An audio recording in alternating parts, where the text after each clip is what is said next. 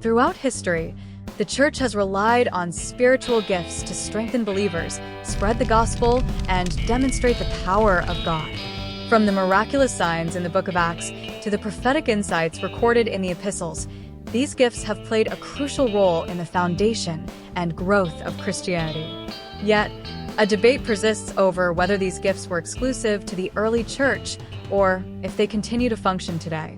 1 Corinthians 14 verse 22 states, "Tongues, then, are a sign, not for believers, but for unbelievers. Prophecy, however, is for believers, not for unbelievers." Continuationist view. Others believe prophecy is still active today, functioning differently than in biblical times. They reference Ephesians 4 verse 11, which lists prophets as part of the fivefold ministry meant to equip the church.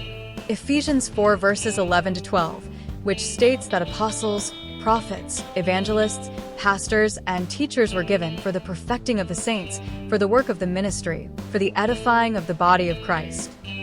This suggests that all five roles were meant to equip believers and help them grow spiritually. The prophetic ministry and its role in the perfecting of the saints is a topic of much discussion among Christian traditions. Some believe that prophets are still active today, while others argue that their role was primarily for the early church. There is debate among Christian scholars and denominations about whether prophecies, tongues, and knowledge have ceased.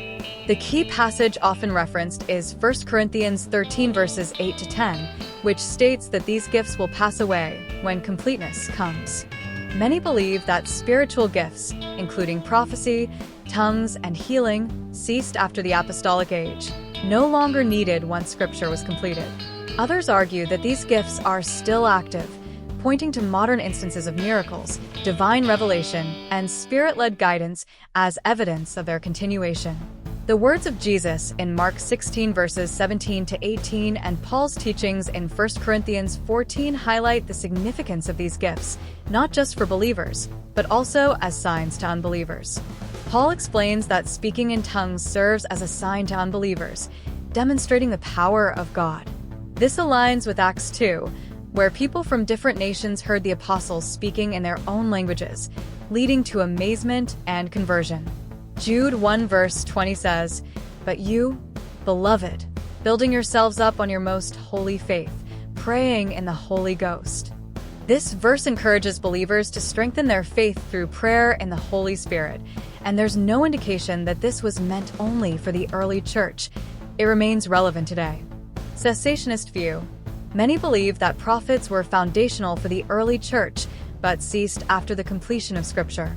They cite Hebrews 1 verses 1 to 2, which states that God spoke through prophets in the past, but now speaks through His Son. False teachers are certainly a big concern when discussing prophecy, spiritual gifts, and the overall direction of the church. They can lead people astray by twisting Scripture or pushing personal agendas instead of God's truth. The Bible warns repeatedly about this, including in Matthew 7 verse 15, where Jesus says, "Beware of false prophets, who come to you in sheep's clothing but inwardly are ravenous wolves." Some Christian traditions believe that the office of prophet ceased after the early church, while others acknowledge that prophecy continues in different forms today. However, the two witnesses in Revelation 11 are often seen as an exception, since they are described as prophets appearing in the end times. The presence of the two witnesses in Revelation raises an interesting question. If prophecy ceased, why do they appear in the end times? Some traditions teach that prophets today do not foretell the future, but instead provide wisdom, encouragement, and correction.